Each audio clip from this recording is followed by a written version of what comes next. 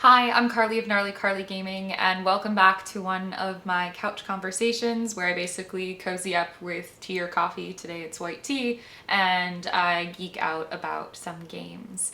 Today I'm talking about a new game that I'm very excited about. It's a cheese making themed game called Fromage from R2I, and I'm just kind of hyped for it. It's from a couple of designers, one of which is very local to me, which was really exciting to me, and I'm talking like 15 minutes local to me. It's someone that I used to playtest games with long before Gnarly Carley ever existed.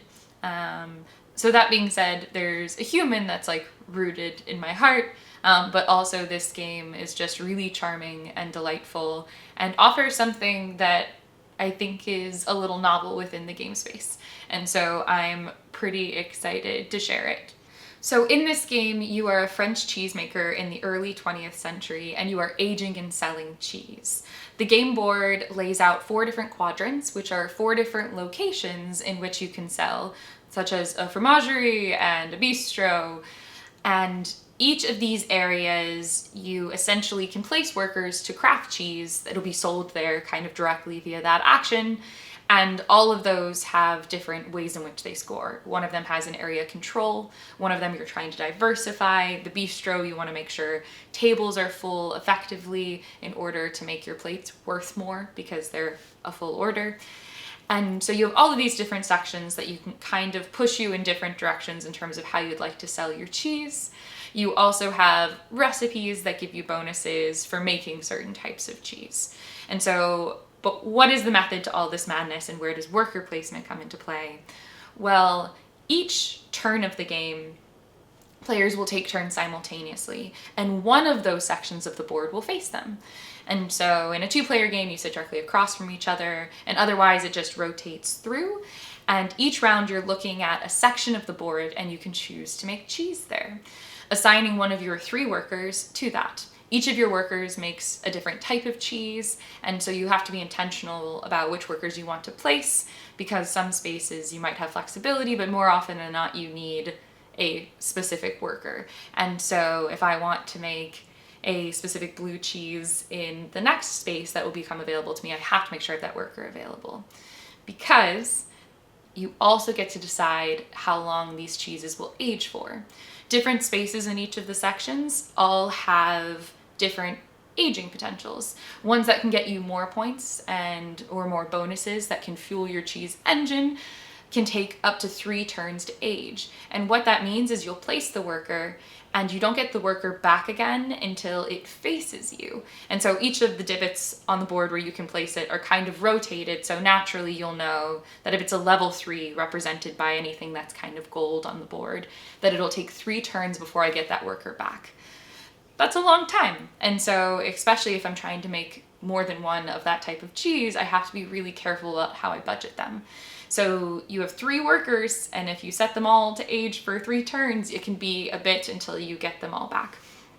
And so you have to budget these workers, but in general, you're looking in front of you, you'll gather resources. There's a resource section at the top of the board that you can allocate any worker to, and you'll also get to make 1 cheese on your turn. Additionally, the resources add a lot of fuel and fun to the game.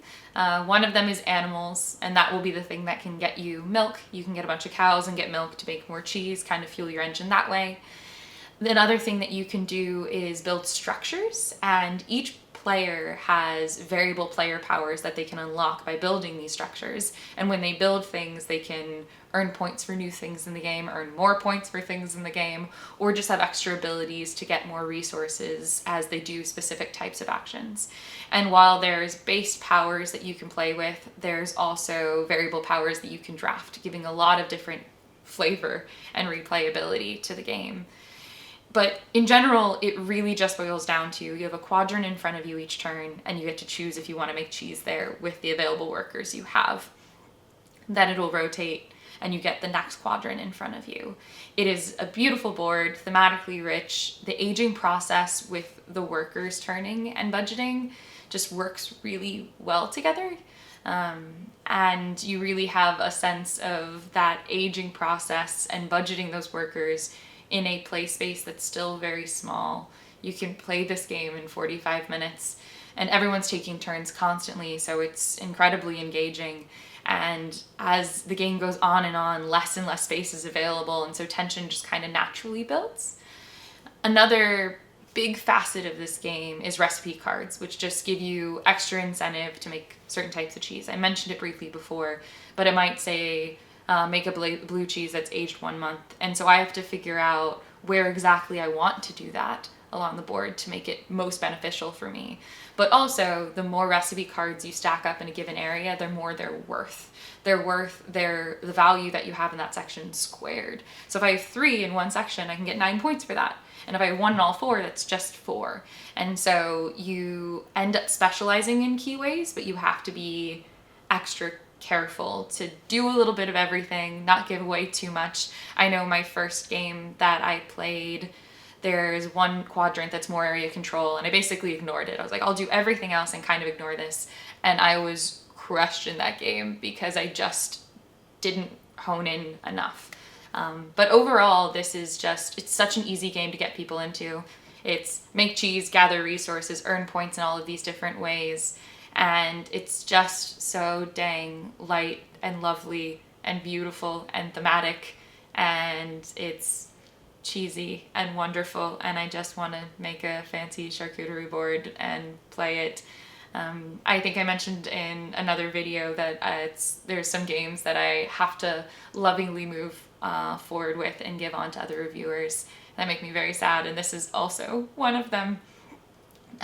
It's really stinking wonderful, and I can't wait to see a post-production copy and have it for myself, because I think it's just one that can very easily get to the table and enchant even non-gamers and gamers alike. So excited to see it hitting crowdfunding and for the R2I team, and just oh so delighted to have a chance to play it before it gets there. So check out the game. I'll put links in the comments below, but otherwise I will see you all for the next video.